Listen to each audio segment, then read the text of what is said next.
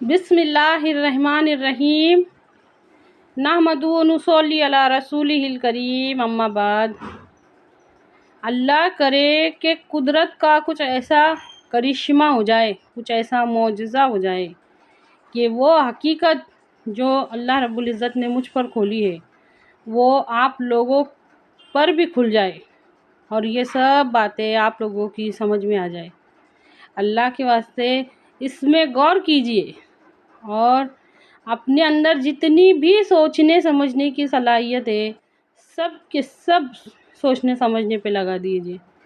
ہماری زندگی کو مکمل ہمارے نبی کریم صلی اللہ علیہ وسلم کے طریقے پر چلانے کے واسطے دین کے پانچوں شعبوں پر عمل کرنا بہت ضروری ہے۔ ہماری زندگی کو ہمارے نبی کریم صلی اللہ علیہ وسلم کے طریقے پر چلانے کے واسطے دین کے پانچوں شعبوں پر عمل کرنا بہت بہت بہت ضروری ہے۔ اللہ کے واسطے بات کو سمجھو، اس بات کی اہمیت کو، اس کی ویلیو کو اپنے دل دماغ میں بٹھا لو۔ اگر ایسا ہوتا تو نظر آتا نا، نظر آتا۔ فرقہ پرستی ہر جگہ، فرقہ پرستی ہر جگہ، فرقہ پرستی ہر جگہ، فرقہ پرستی۔ اللہ کے واسطے ایک فائدہ بتاؤ، ایک فائدہ غور کر کے دیکھو، جتنا بھی علم آپ کو اللہ رب العزت نے دیا ہے اس میں سے سوچ کے دیکھو کہ ایک فائدہ بتاؤ اور اس کے ہزاروں نقصان فرقہ پرستی کے۔ غور کر کے دیکھو اور سوچ کے دیکھو، فائدہ ایک بھی نہیں ہے اور نقصان ہزاروں ہے۔ ہماری زندگی کو، ہمارے معاملات کو نبی کریم صلی اللہ علیہ وسلم کے طریقے پر چلانے کے واسطے جمع ہونا، ایک ہونا، فرقے ختم کرنا بہت ضروری ہے۔ ہماری زندگی کو، ہماری زندگی کی معاشرات کو نبی کریم صلی اللہ علیہ وسلم کے طریقے پر چلانے کے واسطے جمع ہونا، ایک ہونا، فرقہ ختم کرنا بہت ضروری ہے۔ غور کیجئے اس بات پہ۔ ہماری زندگی کے اخلاق کو درست کرنے کے واسطے جمع ہونا، ایک ہونا، فرقہ ختم ہونا بہت بہت بہت ضروری ہے۔ ہمارے نبی صلی اللہ علیہ وسلم کا ارشاد ہے، امت مسلمہ ایک جسم کی مانند ہے، امت مسلمہ ایک جسم کی مانند ہے۔ بہت بڑا مطلب ہے اس کا۔ اگر ہم کو اس لفظ کی ویلیو پتہ چل جائے نا تو مسلمان، آج ایک مسلمان ہم کو ہمارے جسم کا حصہ لگے، کیونکہ نبی صلی اللہ علیہ وسلم کا فرمان ہے ایک جسم کی مانند ہے۔ بھائی سے بھی زیادہ آج کل کے زمانے میں کون بھائی کو گن رہا، آج کے وقت میں کون بھائی کو گن رہا؟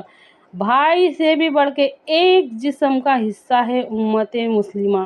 یہ ہمارے نبی صلی اللہ علیہ وسلم کی زبان سے نکلا ہے۔ اس پہ غور کرو، اچھی طرح سے اس لفظ پر غور کرو، کیا ویلیو ہے آج ہمارے نزدیک، اس بات کی کیا ویلیو ہے۔ اسلام کی سیرت النبی سے اگر سیکھیں گے، ہمارے نبی صلی اللہ علیہ وسلم کی زندگی سے اگر ہم سیکھیں گے نا تو ہم کو ان باتوں کی ویلیو پتہ چلیں گی کہ سب سے پہلے ہمارے نبی صلی اللہ علیہ وسلم نے ایک کرے تھے۔ سارے کے سارے صحابہ رضی اللہ تعالیٰ سے خون کا رشتہ نہیں تھا ہمارے نبی صلی اللہ علیہ وسلم کا، نہیں، اسلام کے واسطے ایک کرے تھے۔ ایک ہو کے، جمع ہو کے پھر دنیا کو اسلام کا نظارہ بتائیں گے نا کہ معاملات ایسے طے کیے جاتے ہیں، معاشرات ایسے طے کیے جاتے ہیں، اخلاق ایسے بنائے جاتے ہیں، ٹکڑے ٹکڑے ہو کے، فرقے ہو کے نہیں۔ جس طرح ایک تصویر رہتی کیا، اس کے اندر دانے دانے دانے دانے ملا کے، موتی موتی موتی موتی ملا کے، اس کی لڑ بنا کے اس کو ایک کرتے، اس طرح ہمارے نبی صلی اللہ علیہ وسلم نے بکھری ہوئی پوری قوم کو ایک کرے تھے۔ ایک ہونا بہت بہت بہت ضروری ہے۔ قرآن پاک میں اللہ تعالیٰ ارشاد فرماتا ہے، لا تفرقوا، اور آپس میں فرقوں میں نہ بٹو، فرقوں میں نہ بٹ۔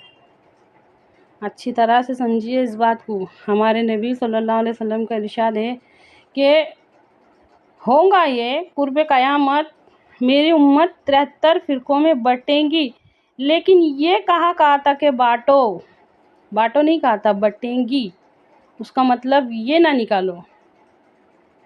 جس طرح ہم اس حدیث کا یہ مطلب نہیں نکال سکتے کہ قیامت جب تک قائم نہیں ہو سکتی جب تک کہ زمین پر ایک بھی اللہ اللہ کہنے والا باقی نہ ہو۔